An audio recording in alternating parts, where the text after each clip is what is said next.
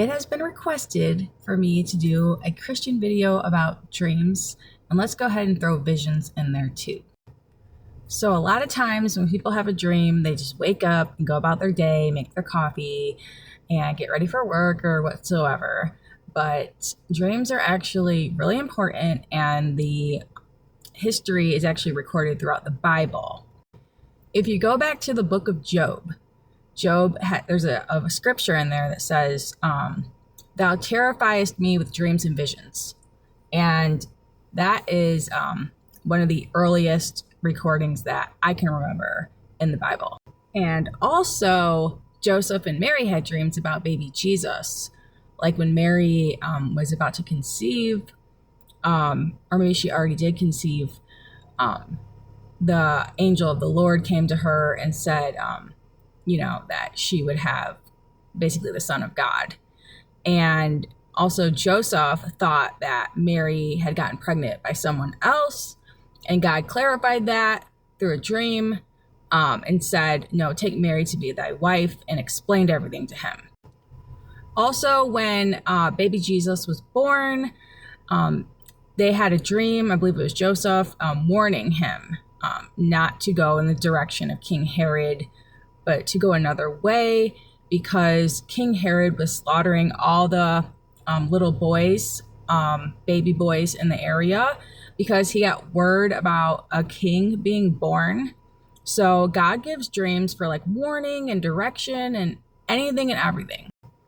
Also, the history in the Old Testament talks about how Joseph, he had a ton of dreams and he could interpret dreams and read the stories, but he ended up having a dream about that Egypt was going to go through a great famine, and there would be all these like 7 years of plenteous food followed by 7 years of famine.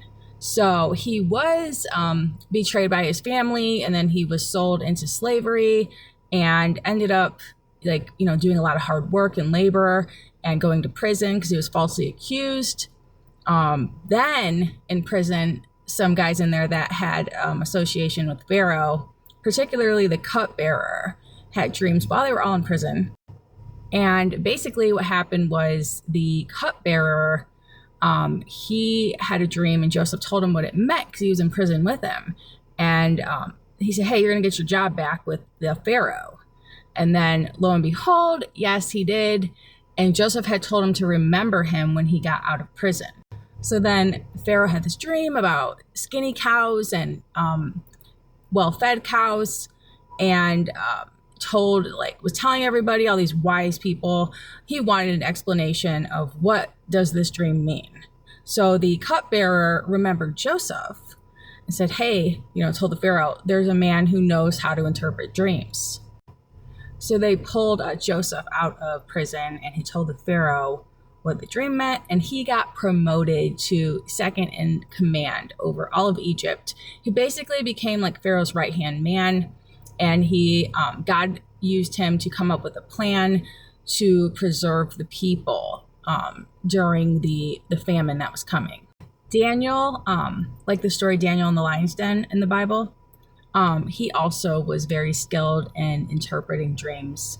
And when I say dreams, again, I'm also talking about visions, because visions are like, for me, like when I have a vision, it's usually when I'm about to go to sleep, and I'll see something like a short little powerful like imagery go through my mind, and it'll be like almost like a little dream, like a movie, but I'm still kind of awake.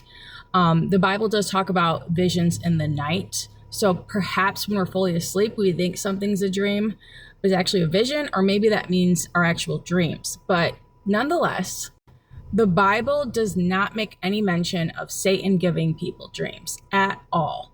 So I've had a lot of random people try to debate this. Oh, like the enemy's giving you bad dreams. No, like you just don't understand what your dreams mean. Nowhere in the Bible. It says actually that God gives us dreams. In the book of Joel, and I forget the exact chapter and verse, and I should have looked it up, but Google it.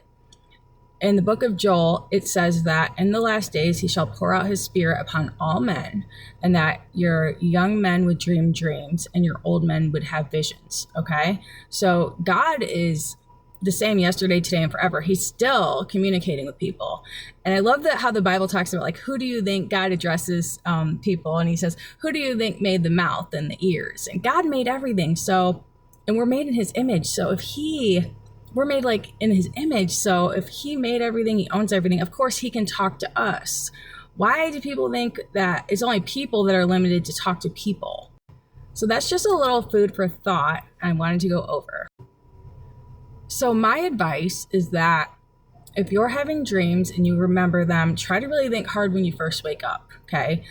And sometimes my dreams just leave me. But when you wake up, get yourself a journal or record it, type a little note somewhere in your phone, or use an audio recorder, or at least go over the dream in your head really vividly over and over and kind of rehearse it and pray about it. And if you know someone who has the gift of interpretation, I don't think it's a very common gift, because I feel like people have to be kind of like seeking the Lord strongly to be fully in that gift, just like any other gift.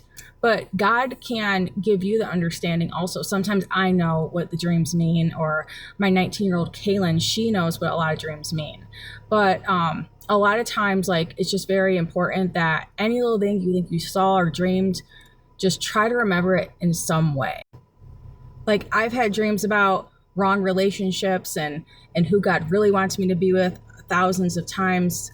And everything's in God's timing, I've had so many different kinds of dreams, and some dreams look like scary, like I said. Some dreams are like, what? Like, that is spooky, And because God can show you like demonic spirits of like that maybe are in people or people you will meet, and situations, like the earth is filled with bad things and sin. So God sees everything. So God can show everything. Let's just put it that way. I mean, I've had dreams about like, don't be with this person, they're going to break your heart.